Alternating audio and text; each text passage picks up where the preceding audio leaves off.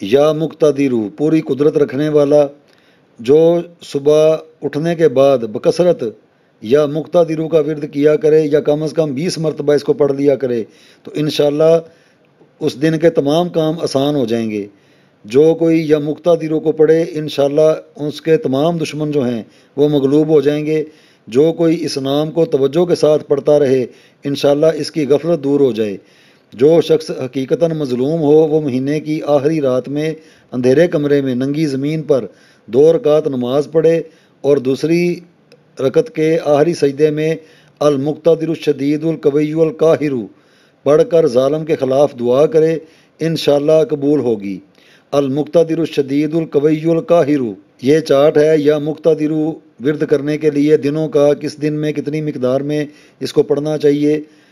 ये एक अलहदा से फार्मूला है। इसको आसानी के साथ समझने के लिए इसी वीडियो में शुरू में एक इसका समझाया गया है, बताया गया है, उसको देख लिया जाए। और इसी को बामौकल करने के लिए इतवार के दिन का जो या मुक्तादिरों का हाकिम फ़रिश्ता है खसवा ईल 1009 मरतबा, पीर के दिन का जो हाकिम फ़रिश्ता है अद यरखा ईल 226 मरतबा, मंगल के दिन का जो हाकिम फ़रिश्ता है दस शज का ईल 523 मरतबा, बुध के दिन का जो हाकिम फ़रिश्ता है नर सख्शा ईल 1055 मरतबा, जुमेरात के दिन का जो हाकिम फ़रिश्ता है जत लत या ईल 452 मरतबा, जुमे के दिन का जो हाकिम फ़रिश्ता है अत जद सा ईल 1677 मरतबा, हफ्ते के दिन का जो हाकिम फ़रिश्ता है